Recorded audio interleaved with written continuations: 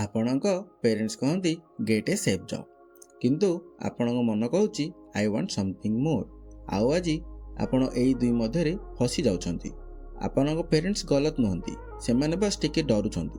ତାଙ୍କର ଟାଇମ୍ରେ ସେଫ୍ଟି ହିଁ ସବୁଠାରୁ ବଡ଼ ଗୋଲ୍ ଥିଲା, କିନ୍ତୁ ଆଜିର ଦୁନିଆରେ ସେଫ୍ ରହିବା ମାନେ ଧୀରେ ଧୀରେ ମରିବା ସହ ସମାନ।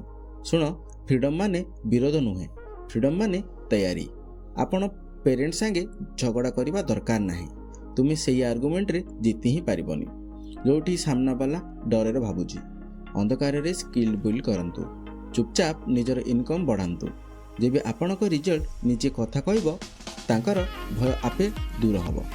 ପେରେଣ୍ଟସ୍କୁ ରେସ୍ପେକ୍ଟ କରନ୍ତୁ, କିନ୍ତୁ ତାଙ୍କର ଭୟକୁ ଆପଣଙ୍କ ଡ୍ରିମ୍ସକୁ ମାରିବାକୁ ଦିଅନ୍ତୁ ନାହିଁ। କାରଣ ଗୋଟିଏ ସେଫ୍ ଜବ୍ ଆପଣଙ୍କୁ କେବଳ ବଞ୍ଚାଇ ରଖେ, କିନ୍ତୁ ଗୋଟିଏ ସ୍କିଲ୍ ହିଁ ଆପଣଙ୍କୁ ସ୍ୱାଧୀନ କରାଇପାରେ। ସେଥିପାଇଁ ଯେବେ ବି